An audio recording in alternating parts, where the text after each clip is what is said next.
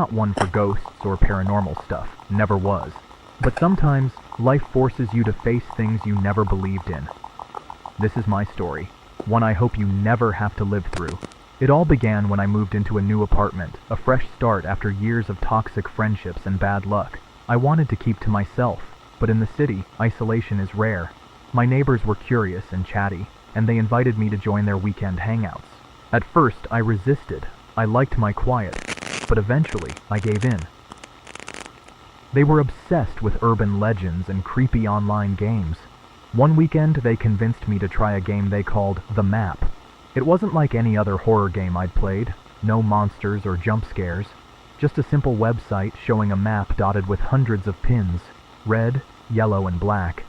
Each red pin marked a place where someone had died, many by suicide.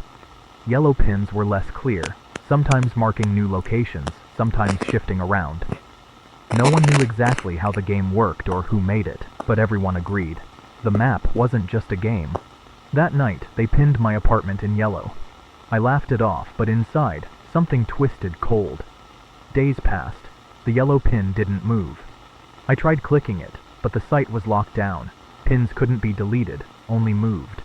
A small rule scrolled beneath the map. Beware the marks. Once pinned, the fate is sealed. I ignored it as superstition. One evening, a news report caught my eye. A family had been found dead in a house not far from mine. The address on screen looked oddly familiar. I checked the map. That house was now a red pin. Panic began creeping in. I moved my yellow pin away from my apartment, anywhere but here. The pounding on my door at midnight startled me. No one was there when I opened it. The following day, more news surfaced. A friend of mine had died by suicide. His house had just turned red on the map. I realized the pins weren't just marks, they were curses.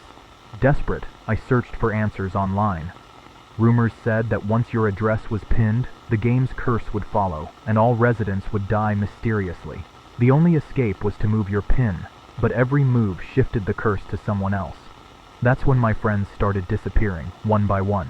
Each of their homes changed from yellow to red. I was alone. One night, I logged into the map for the last time. Only one yellow pin remained. Mine. I had no choice. I dragged it away again. To the orphanage across town. Then I waited.